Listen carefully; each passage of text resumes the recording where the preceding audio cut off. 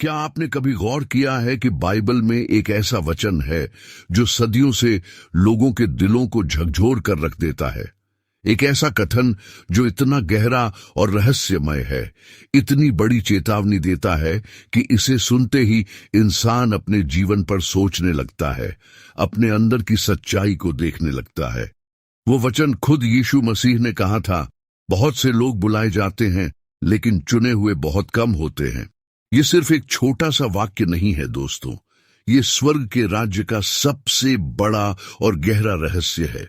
इसे पूरी तरह समझने वाले लोग बहुत कम हुए हैं, जबकि इसे हल्के में लेने वाले या अनदेखा करने वाले अनगिनत हैं।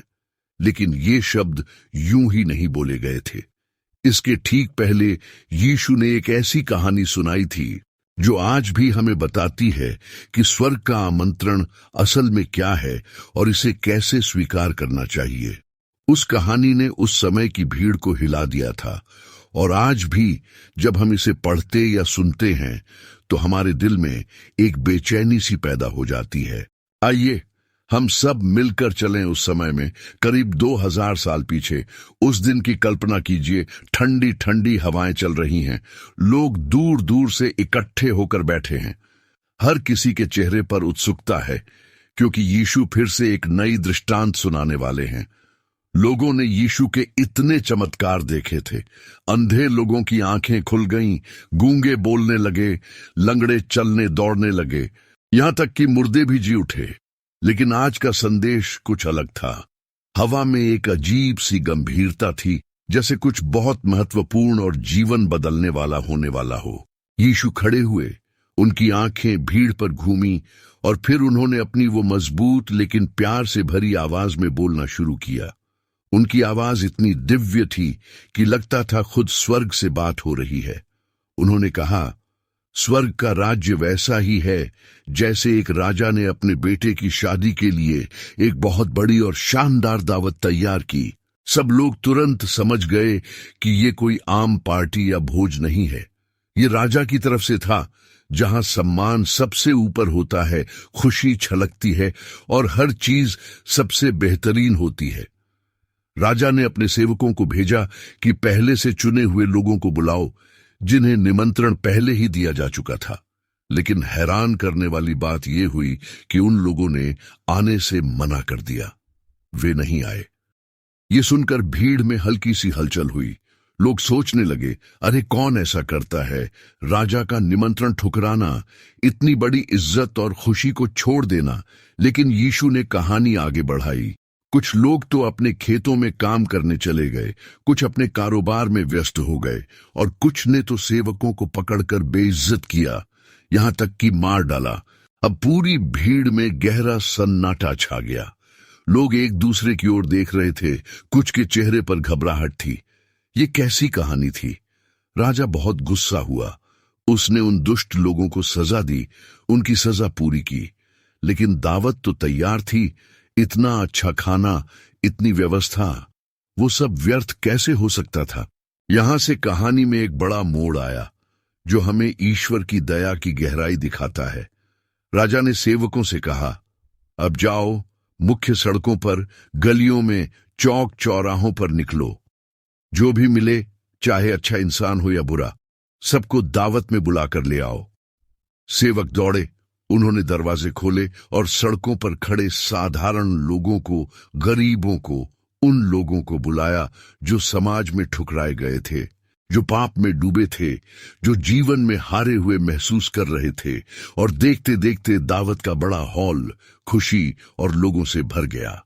शायद उस समय की भीड़ ने सोचा कि अब कहानी खुशी से खत्म हो गई, सबको मौका मिल गया, दावत चल रही है। लेकिन यीशु ने अभी सबसे महत्वपूर्ण हिस्सा नहीं बताया था। राजा खुद हॉल में घुसा, मेहमानों को देखने लगा। तभी उसकी नजर एक व्यक्ति पर पड़ी जो शादी के लिए खास कपड़े नहीं पहने था। पुराने समय में राजा खुद मेहमानों को वो खास सुंदर कपड़े देता था। वो पहनना मतलब राजा का सम्मान करना। राजा ने उस आदमी से पूछा, दोस्त, तू बिना शादी के कपड़े पहने यहां कैसे आ गया? वो आदमी चुप रहा। बोल ही नहीं पाया। शर्म से या डर से उसकी आवाज गायब हो गई। फिर राजा ने सख्ती से कहा, इसे बांधकर बाहर अंधेरे में फेंक दो, जहां सिर्फ रोना और दांत पीसना होगा। पूरी भीड़ की सांसें रुक गईं। ऐसा सन्नाटा था कि सुई गिरे तो आवाज आए। और ठीक उसी मौके पर यीशु ने वो अमर वचन कहा, बहुत से बुलाए जाते हैं, लेकिन चुने हुए बहुत कम होते हैं। दोस्तों, ये शब्द सिर्फ उस दिन की भीड़ के लिए नहीं थे। ये हर समय के हर इंसान के लिए है, आपके लिए, मेरे लिए। आइए इसे थोड़ा और खोलकर समझते हैं, क्योंकि ये हमारे जीवन का सबसे बड़ा सवाल है। इस कहानी में राजा कौन है? खुद परमेश्वर पिता। बेटा कौन? यीशु मसीह। दावत क्या? स्वर्ग का राज्य, वो अनंत खुशी और शांति का घर। पहले बुलाए गए लोग वो थे जिन्हें ईश्वर ने विशेष रूप से चुना था, लेकिन उन्होंने ठुकरा दिया। फिर ईश्वर ने सबको बुलाया, मतलब स्वर्ग का दरवाजा हर इंसान के लिए खुला है। चाहे आप कितने भी बड़े पापी क्यों न हो, कितने गरीब, कितने टूटे हुए, ईश्वर का प्यार और निमंत्रण आपके लिए भी है। कोई भेदभाव नहीं। लेकिन वो शादी का कपड़ा क्या था? वो कोई साधारण ड्रेस नहीं थी। वो प्रतीक था सच्चे बदलाव का, दिल से समर्पण का, यीशु पर विश्वास का। जो आदमी बिना कपड़े के आया, वो तो दावत में घुस गया, लेकिन तैयार नहीं था। उसने राजा के दिए हुए सम्मान को ठुकरा दिया। यीशु कह रहे थे, सिर्फ बुलावा मिलना या दावत में आ जाना काफी नहीं, दिल से बदलना जरूरी है। पुराने पाप छोड़ना, नया जीवन शुरू करना, यीशु को अपना प्रभु मानना। आज की जिंदगी में देखिए, कितने लोग चर्च जाते हैं, बाइबल पढ़ते हैं, प्रार्थना करते हैं, लेकिन दिल वही पुराना रहता है। गुस्सा, लालच, झूठ, ये सब वैसे ही चलते रहते हैं। ऐसे लोग दावत में तो हैं, लेकिन कपड़ा नहीं पहने और अंत में बाहर फेंके जाएंगे। बुलावा तो ईश्वर देते हैं, वो सबको पुकारते हैं, लेकिन चुना जाना हमारे हाथ में है। हम जवाब देते हैं या नहीं, बदलते हैं या नहीं। बहुत से लोग क्यों नहीं आते? क्योंकि उनकी जिंदगी में दूसरी चीजें ज्यादा महत्वपूर्ण लगती हैं। कोई कहता है, पहले पैसा कमाऊं, घर बनाऊं। कोई सोचता है, अभी युवा हूं, मजा लूं। कोई पुरानी आदतों में फंसा रहता है, जैसे आज हम मोबाइल, नेटफ्लिक्स, पार्टी, दोस्तों में इतना उलझे रहते हैं कि प्रभु की पुकार सुनते ही नहीं। यीशु ये बता रहे थे कि ना आना कोई दुर्घटना नहीं, ये एक चुनाव है। हम चुनते हैं कि दुनिया को प्राथमिकता दें या प्रभु को। फिर यीशु ने और गहरी बातें कही। उन्होंने कहा, विनाश का रास्ता बहुत चौड़ा है, उस पर चलने वाले लाखों हैं, लेकिन जीवन का रास्ता बहुत तंग है, उसे पाने वाले बहुत कम। ये ठीक उसी दावत से जुड़ता है। तंग रास्ता मतलब त्याग का रास्ता, जहां हमें अपनी इच्छाओं को कंट्रोल करना पड़ता है, पाप छोड़ना पड़ता है, दूसरों को माफ करना पड़ता है, रोज प्रभु के साथ चलना पड़ता है। आसान नहीं है, लेकिन यही चुने हुए लोगों का रास्ता है। उस समय हजारों लोग यीशु के पीछे चलते थे, चमत्कार देखने, रोटी खाने, लेकिन सच में चुने हुए सिर्फ वो 12 थे। पतरस, अंद्रियास, याकूब साधारण मछुआरे, मत्ती कर वसूलने वाला जिसे लोग नफरत करते थे, लेकिन उन्होंने सब कुछ छोड़ दिया। नौकरी, परिवार की सुरक्षा, आराम, और यीशु के साथ हो लिए। वही चुने हुए बने। यीशु ने चेतावनी दी, अंत के दिन बहुत से लोग कहेंगे, प्रभु, हमने तो तेरे नाम से चमत्कार किए, प्रचार किया, बड़े बड़े काम किए।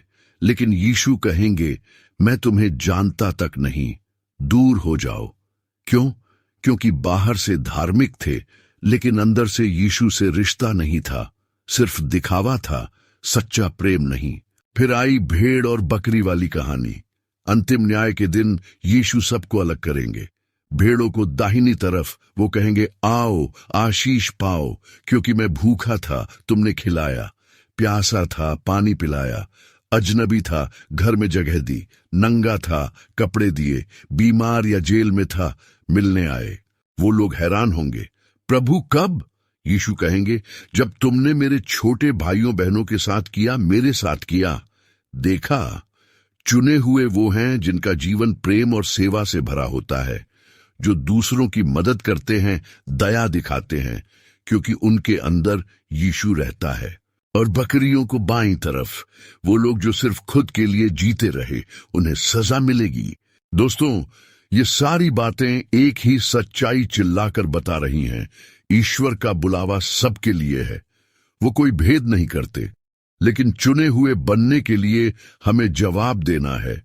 दिल से हां कहना, बदलना, तंग रास्ते पर चलना, प्रेम और सेवा का जीवन जीना। आज ये सवाल आपके सामने है, क्या आप सिर्फ बुलाए गए हैं या चुने जाने के लिए तैयार हैं? दावत तैयार है। प्रभु यीशु आपको पुकार रहे हैं। आज ही अपना दिल उन्हें दे दें। पुराना जीवन छोड़ें, नया कपड़ा पहने, यानी यीशु का धार्मिकता का वस्त्र। क्योंकि बहुत से बुलाए जाते हैं, लेकिन चुने हुए बहुत कम होते हैं। प्रभु आपको ये फैसला लेने की ताकत दे। आज ही शुरू करें। हमारे वर्ड ऑफ गॉड परिवार से जुड़ें और इस संदेश को आगे बढ़ाने के लिए इसे सब्सक्राइब करें। प्रभु यीशु आपको भरपूर आशीष दें। आमीन।